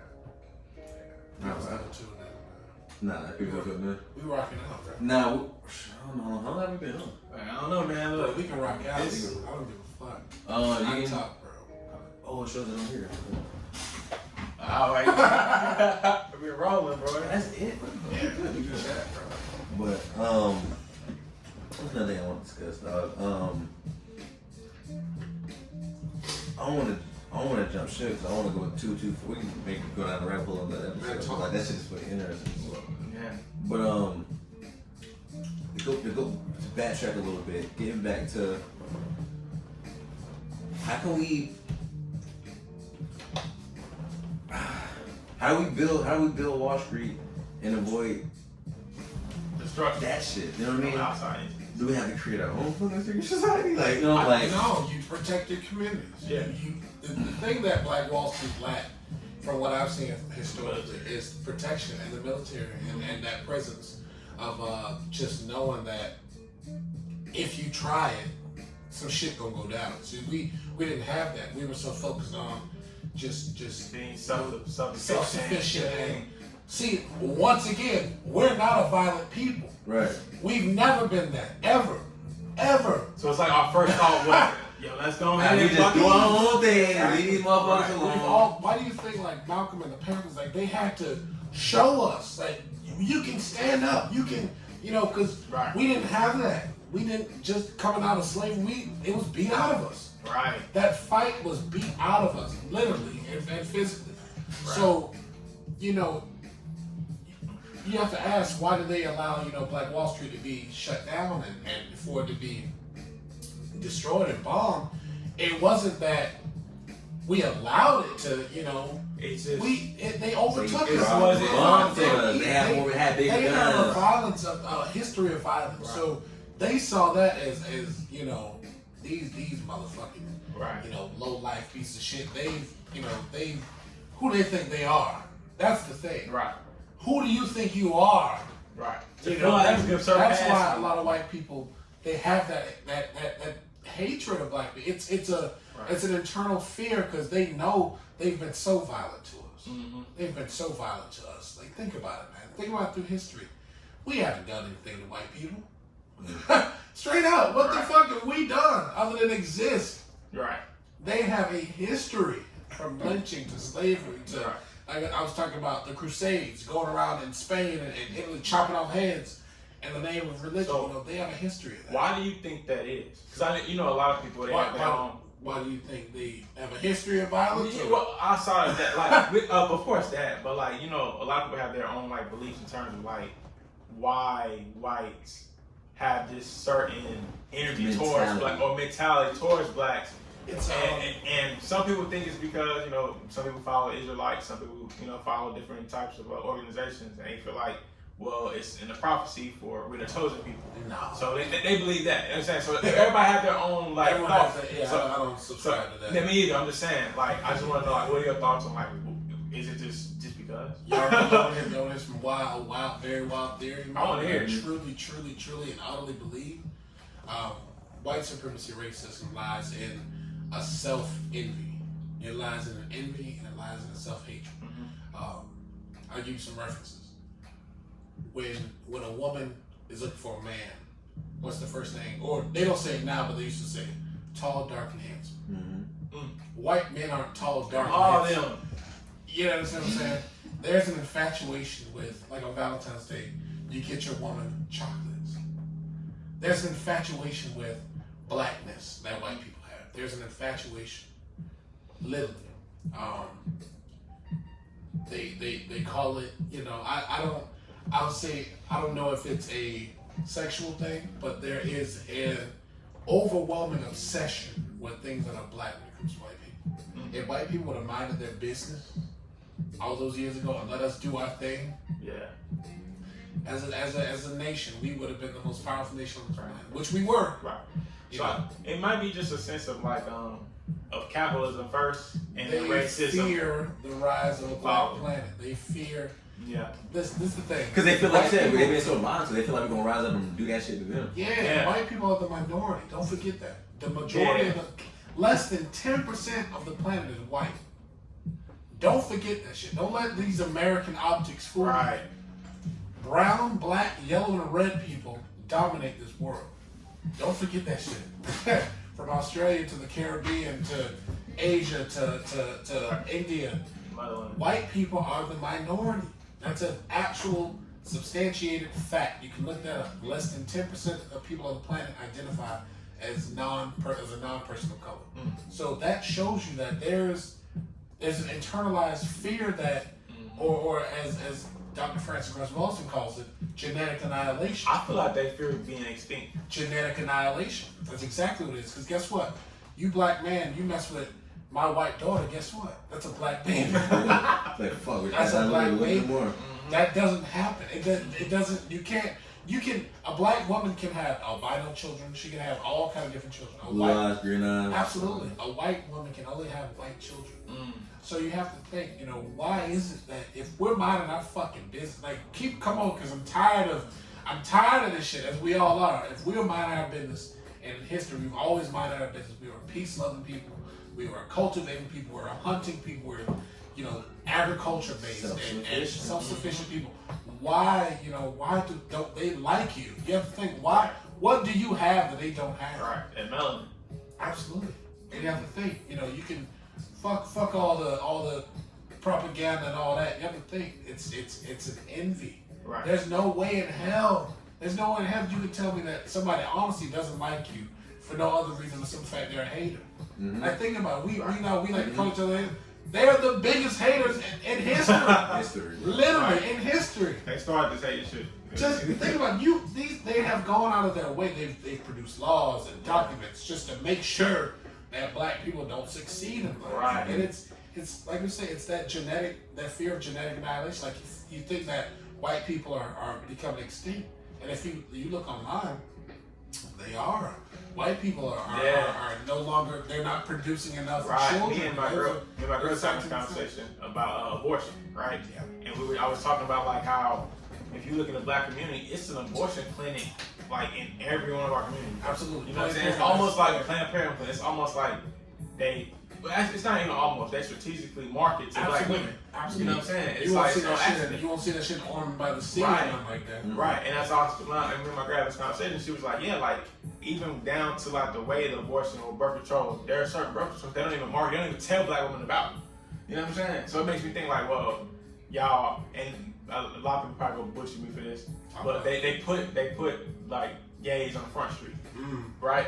I'm not saying I hate gay people, but this is a fact though.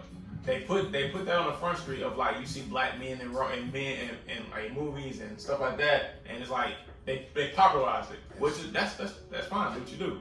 But on the same end, when you like put it to where you got abortion clinics in every neighborhood and y'all pretty much promote abortion, it's like this is not side gay people or side abortion, it's just the fact that y'all legit trying to keep our population lower. Absolutely. You know what I mean? Absolutely. This don't even get into the food and mass incarceration and all the other stuff. That ties into breaking another black man. Right. Because right now, let's get into it. Like I fuck how anybody feel. Truth is truth. And I was talking to Mom yesterday about Tyler Perry and how much we praise him, how much we celebrate him. Like how much we celebrate him. We love him because he's a black man, and he made a way, and he did this, and he employs black people, and we love him, and he has the biggest studio in history. Great job, but at what cost? You and of course it's not just him, but you defiled an entire generation of black men. You think about it now. You promoted to an entire generation of young, impressionable black men that in order to make it, you have to be a girl. Why does every black comedian on Facebook have to have on a wig? Except for Chappelle. Talk about boy. And look what they did. Look what they did to him. Right. Like on some real shit. Right. Every you go online, all the Facebook comedians, they're all. I can see it in my head just from watching movies. Put on wigs. Yeah. They get the little, like Tawana Man and all type of shit. Yeah. And I didn't even talk. No, he's talking about even like a regular social media. I ain't talking about like Big Mama House. I'm talking about like these niggas that's getting millions and millions. Right. They legit do it. They're putting on wigs and they're acting like girls and they're getting deals. Like the guy TT and Lala and all like these, they're on BET now and shit. Get what I'm saying? For portraying this image that has become, and it might be kind of controversial, but it's the only acceptable image for a black man in media. It's almost the only acceptable image for black men in media. You have to be non-threatening. And the most non-threatening black man in America is a feminine black man. That's true. Think about it. Who do they give these spotlights to? Don Lemon. What's the Billy Porter? Like they keep getting statements in the media. You know what I'm saying? They're because I know a lot of people they go. Yeah. But it's true. It's true. The black family is being attacked and it's being separated. Right. And I think right now why don't they promote, like Terry Crews, for example.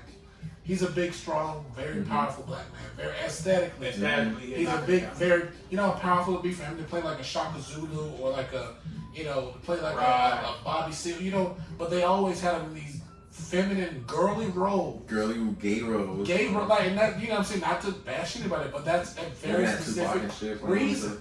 Yeah, they do that for a reason, to show you that, oh, this is how it is. Right. Movies are meant to program society. They're meant. How do you think black people know about white people? It's from movies and shit. How do you think white people don't like us? That's one thing that bothers me, is that people pick and choose when it's like a form of conditioning. Because like we look at like what's considered a hood classic or a black classic. It's always somebody who look just like us selling dope. Yeah. They get killed. Shot. Somebody go to jail. Baby mama's in the somebody about to nigga to the league. My favorite movie paid for. So it's not a game. Players Club, my favorite. Right. You know what I mean? These people out here, young black men who base their lives off of movies like this. Society. Absolutely. And it's not. It's for real. But Nino Brown. You talk about Nino Brown. Right. But it's funny. Hey, you know what? They'll have me want to be a dope. I'm telling you, you about to get a biz right That's real. That's real. And my thing is like I said, people pick and choose on what they want to label as conditioning. Yeah. When it comes to that, people are like, okay, now it took people forever to be like, okay, yeah, now we see that as conditioning. But don't forget, that's not the only issue. It's not the only one. Yeah, it's so many different layers. But you gotta still talk about, you know, the drugs and then the violence. Right. Like that shit's real, man. Right. And it's so common right now. Like Future. I love Future. Future's probably one of my favorite artists of all time, ever. I know. I don't even play Future. I play it all. How do you know Kanye's the GOAT? And but did you know Future has never smoked a joint in his life? He's never drinking a day in his life. Did you know that? Yeah. He's sober? Bro, he's sober, bro. He's like asparagus water drink. Like he's like no that shit, bro. I seen an interview with somebody. That's crazy. Look at the platform he has, and look what he decides to, you know, do with that. That's the kind of shit where I'm like, damn, man, like, you know, because at one point, like, I was like heavy on Future, and then you have to think like, wow, like when I realized that, and like somebody told me like he literally, like he don't drink soda. Right. Like, that's like who said that fucking Rod Wave was like Jeezy told Travis Bad told his kid to go to college. Right. It's like it's funny. You bring up because it's they promote. I know it sounds like conspiracy, but they promote an image. They promote violence to black youth. It's funny because like so you they talk get about $2 million. Future. I read I actually listened to 50 Cent's new audio book. It's called like Hustle Harder, Smarter. Yeah, something like that, right? I listened to the whole thing, right? And he said something that I thought was interesting. You look at him, you obviously know he's a healthy dude, like he's big as shit, right? But he don't drink at all.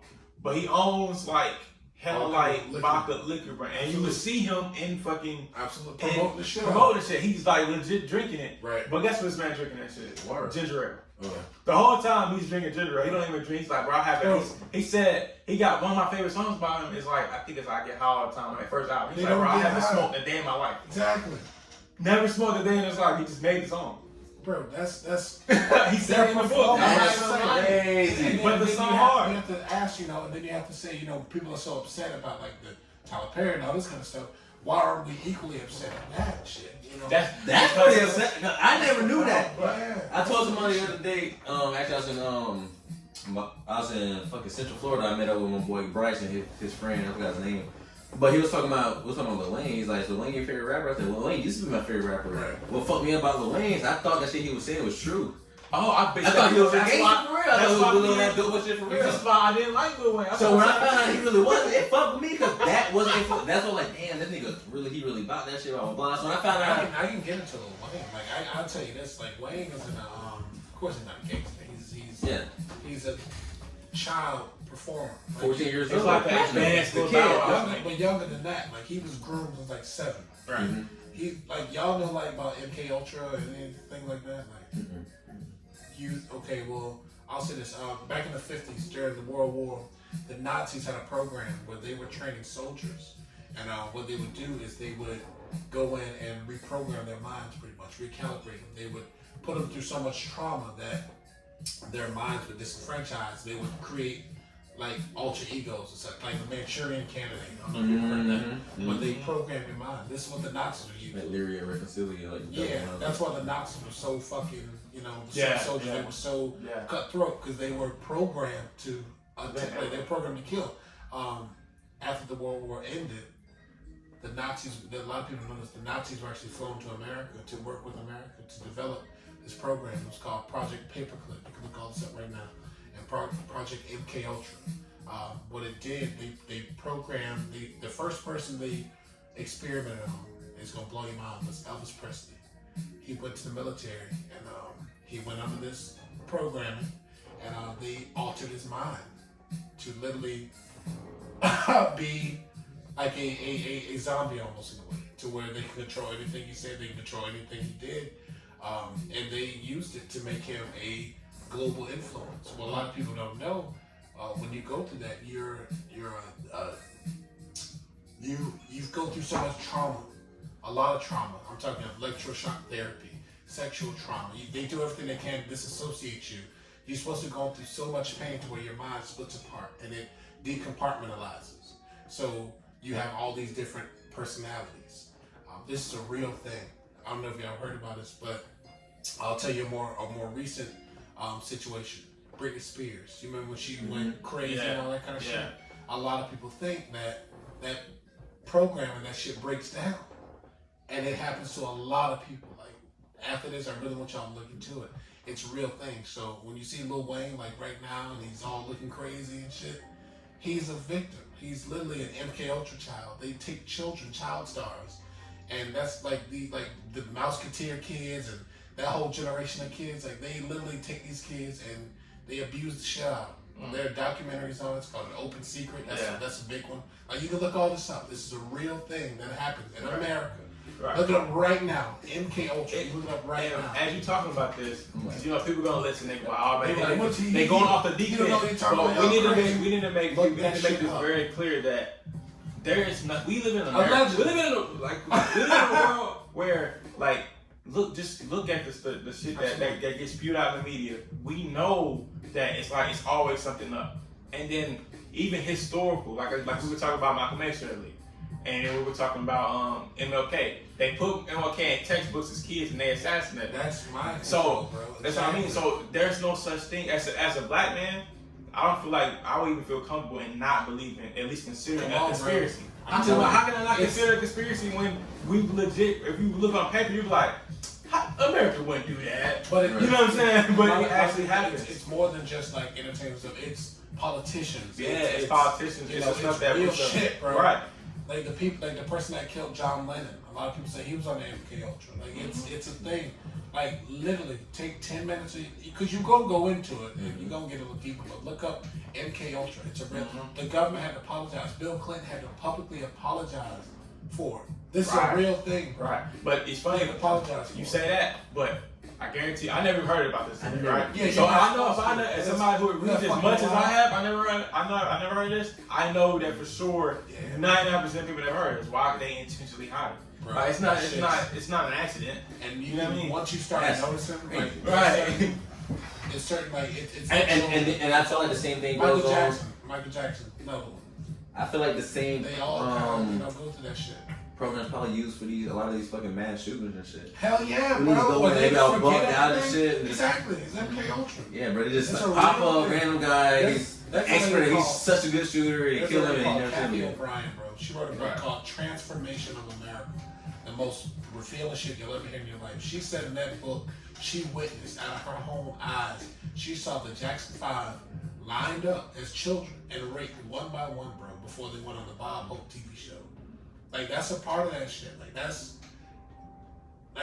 real, bro. That's real. Raped by who? Kathy O'Brien. She was the. I'm saying raped by who? Bob Hope. The actual host of the show? Bob Hope, yeah. Like, that shit's real, bro. It's real. And this is the year all this is coming out. That's why I'm kind of so comfortable talking about it, because it's all out there now. Like, you can look right now. Look what's going on in Los Angeles. Like, them niggas, like, bro, that shit's, I'm telling you. Look up MK Ultra, bro. Michael, any person that's on a public platform to where they matter politically, don't think it's just a regular person. Don't think it's just some random shit. She said she was one of them. Yeah, she was a victim. Her father was a big international diplomat. She was passed around through the Bush family, through the Clinton, all kind of shit, through the royal family. Like they passed, like Jeffrey Epstein, right?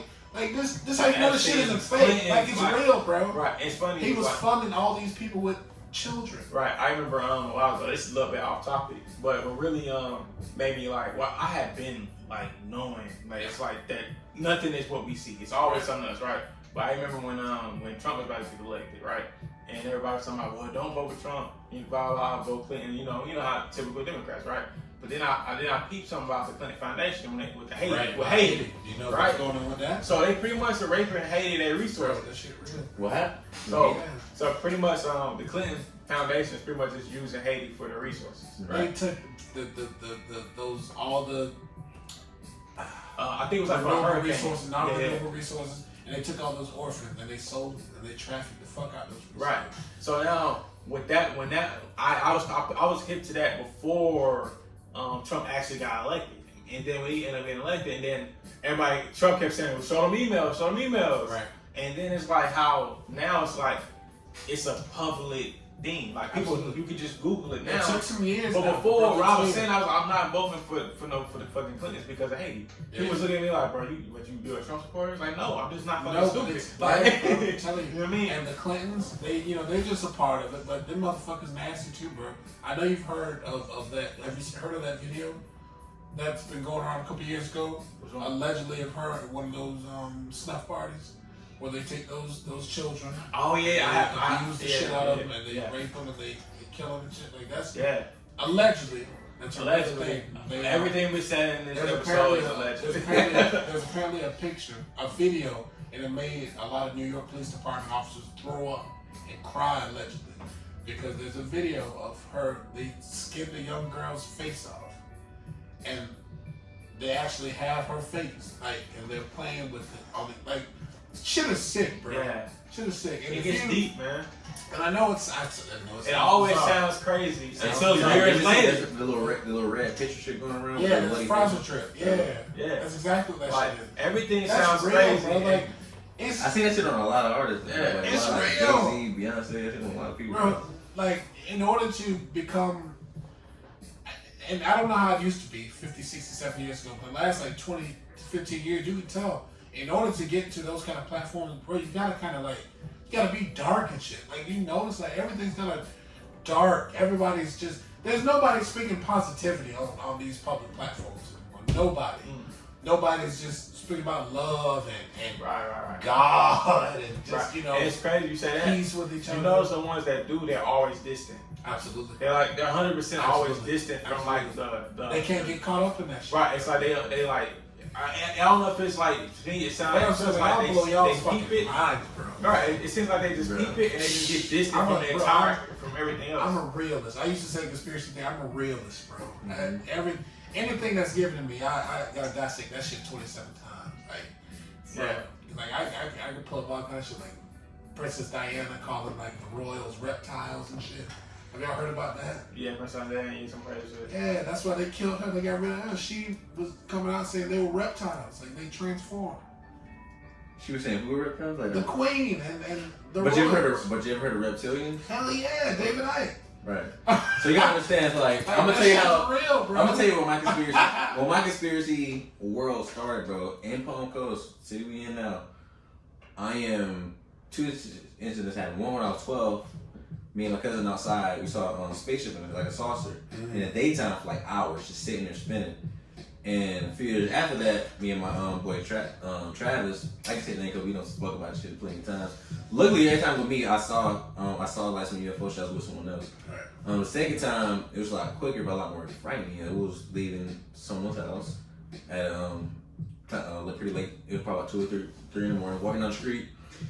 This beam of light comes down and it almost seems like slow down as if it's like seeing us, because it's about maybe a football field above the street light. Slows down and then blasts off with some Star Trek shit, right? Wow. And we just look at each other, we get scared, we start running. Long story short, because of that, we started asking a lot of questions, right? We met this woman, let me say this woman, it's a couple, it's actually weird, it's like an older white couple, man and woman. There's probably at least like 57. It was just weird because they had just had a child. Like they had an infant baby that was theirs. Wow. We met the kid and shit. But anyway, this lady was teaching us. She's first on the introduced me to like Illuminati and shit like that, conspiracy theories. And she was telling me how like pretty much essentially like the government, these beings called Greys from Mars, and these reptilians, these very, very intelligent race had the ability to come into our to abduct us, come in, you know, take us out. It made like a dream to us, or whatever the fuck it may be, and put us back in our room before we wake up and shit. So she did the test on me, and at first I was a little skeptical. This shit really happened right in the P section. So like first she's like touching my hair and shit. I remember telling my mom and shit, she was fucking pissed because the lady was touching all over me and shit. But she never touched me like inappropriately. She's touching my hair and shit. She's like, you're dehydrated, maybe drink some water and shit. So then she was like doing her little thing. I'm laying down. I started thinking, and she read my thoughts, and she was like, "You gotta stop thinking this, or it's not gonna work." And after that, I was like, "Okay, I don't believe her." You know what I mean? Because she literally read the sentences I was saying in my head out loud. She's like, "Yo, you gotta stop thinking so much. It's like you're pretty much like blocking my access to the information." So I just able to kind of meditate and clear my mind. She came back like, "Yeah, you got that like 12 fucking times." She can't tell you. She can't tell you like what did she, but she like it can be these different beings. She can't be like, well, the government took you 3 times, or reptilian took you 6. You just know like how many times, because she can go back and see when I was taken from my room, when I was put back. It was fucking freaky. Then she's like, do you have any scars on your body that you don't know of, and shit like that? And I always had these, like I had a scar right here on my arm that I'll have as long as I can remember. And I'm asking my mom, like, yo, where's the scar from? She's like, I don't know, did you cut yourself? Like, nigga, you should know. I had it my whole life, you know what I'm saying? Since I was, as long as I can remember, the scars always been there and shit, so. That shit's real. So that's when I first learned about reptilians and shit. And I'm a big Nas fan, you know, Nas rapped about what if, like, you know, 2012 was the end of all like world civilians. And like, what if like Hillary and Bill was like reptilians? Remember he had that bar and shit? Oh yeah. I was like, yo, it's out there, bro. I'll say this. You see, I was like, son, that's real, bro. I don't doubt one fucking second of that. Mm-hmm. My dad's a 25-year military veteran. He told me like their NDA just closed last year, so he can talk about it now. About 15 years ago in Kuwait, bro, they were out coming on a mission like 3 o'clock in the morning. It was about 15 of them. He was driving one of the trucks, 2 guys behind him. They all driving. They had the commander in front, just like they leaving a mission. Everything by the books. Swear to God, bro. A big ass. They said, okay, 2 people came like on Humvees, speeding, tell everybody to stop. Just stop. Everybody stop. Everybody just get out. Everybody pull over. Literally, he said about 15 minutes later, a big ass fucking. He said it was like a saucer, like a big ass spaceship kind of thing, floated right over them. And he said the heat, it was like a beam. He was like, it was so warm. He was like, everybody out there felt it. Like they took off, like some of them took off the jacket. It was so hot out of nowhere, 2 o'clock in the morning. It was like, it lit up like a light bulb. Mm-hmm. And he said, it passed over. The next day, everybody else out there, they got called into a meeting. They were told they could not discuss what happened. They all had to sign NDAs. Like it was some deep shit. I didn't believe him, right? I didn't believe him. I was like, okay, whatever. He called one of his buddies in the Dominican Republic. Well, this was last June. He called one of his buddies. He put it on speaker. He was like, bro, our NDA ended in March. He was like, let's talk. Nigga, they was on the phone for 2 hours, bro. That's 2 hours. I'm talking detail, bro. Right. To where afterwards they were thrown up. Right. It's like from being like exposed to that. Like they had some like my dad has some issues now with his like cells and shit because like all of them were fucked up from it. Like all of them. Some of their kids they had came out with like birth defects. Like and that specific group. Like so like that shit's real, bro. I don't doubt it at all. The first time I saw it was in the daytime, and it didn't leave until the next day. Like we saw that shit about 2 o'clock in the day. We outside, we like 12, we like, oh, what the fuck is that? You know what I'm saying? Remember my eyes and shit is still there. It's slowly between 2 clouds. We said, let's go outside and play. We forget about it. We playing on toilet shit. Girl, my guy was like, my son's about to go. And I was like, nah, 6 o'clock, shit's still there. Shit was going the next day. Like, if we knew now, we would took mad pictures and zoomed in what the fuck we wanted to do. I know we chat, and I know y'all, we get into it, but I think like with aliens and outside life. It's not abnormal at this point. It shouldn't shock anybody. It shouldn't shock anybody. It's mathematically illogical to think that we're going on here. Come on, that doesn't make any fucking sense. Like that's the thing. How can you tell me? We don't even know all the fucking everything, all the animals and organisms that exist in the ocean. Exactly. How y'all gonna tell me that the universe is infinite, and then tell me we don't like it? Trump started a space force. I don't know if y'all seen that. That's a real thing. It's funded, $1 billion project. I mean, that's space like force. fucking. Why do you think they have a fucking space force? SpaceX, come on, Right. bro. Yeah, that's Like, bro, we gonna make some real Starship shit on a real soon here, bro. Right, man.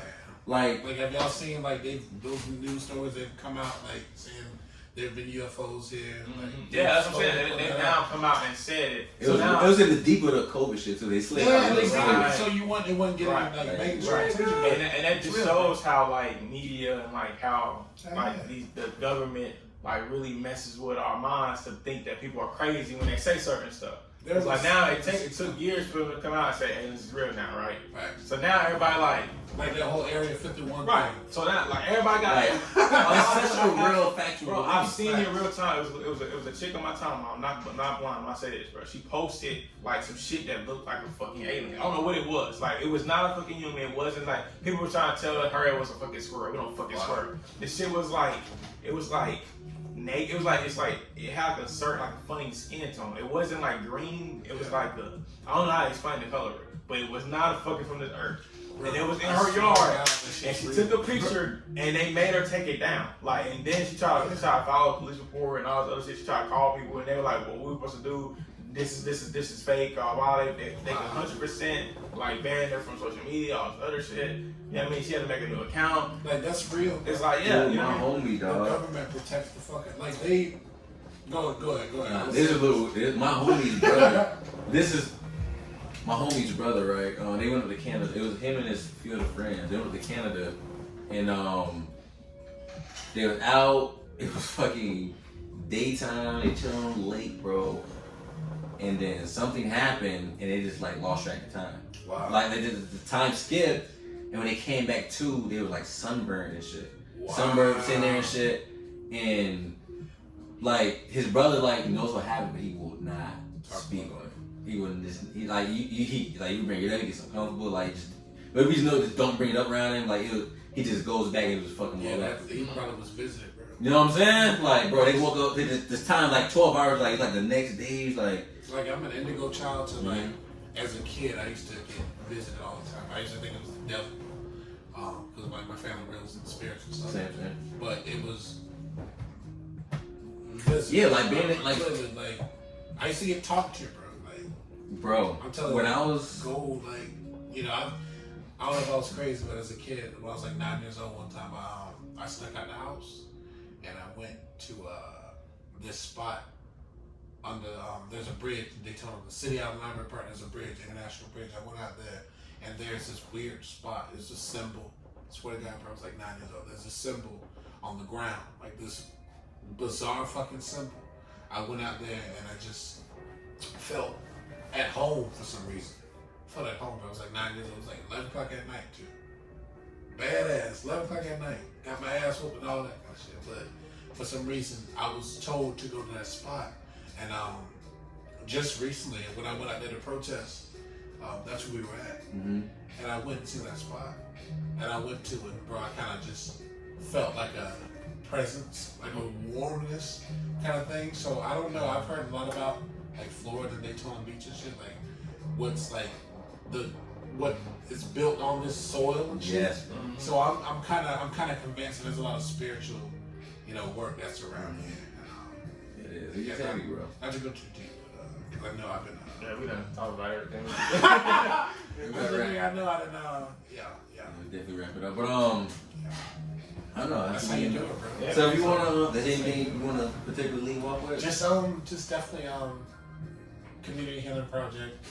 We definitely love the support, volunteers, the participation.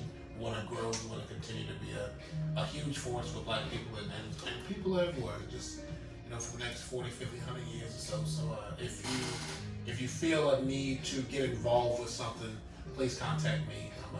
I'm always looking for eager and ambitious people that And don't easily digest the world. And that's what I'm looking for. I don't want just people that take shit at face value. I need people that think like me, because in order for us to advance as a culture, as a community, we gotta get out of that box where everything they feed you is just, acceptable. So I need some free thinkers. I need some radical free thinkers that want change and want to use their abilities to help folks the world. We got some billions to make, so for sure. So let's do this. Where can everyone find you? I'm everywhere on social media. Find me on Rell Black. On Instagram, I'm official Rell Black. Twitter, I'm official Rell B. And I'm on YouTube, Rell Black. But I'm usually on Facebook mostly. But I'm actually shifting off Facebook because I've been told by one of my social media gurus that Facebook should be just for business. And keep your Twitter and Instagram a little more personal. Interesting. So that's probably good too.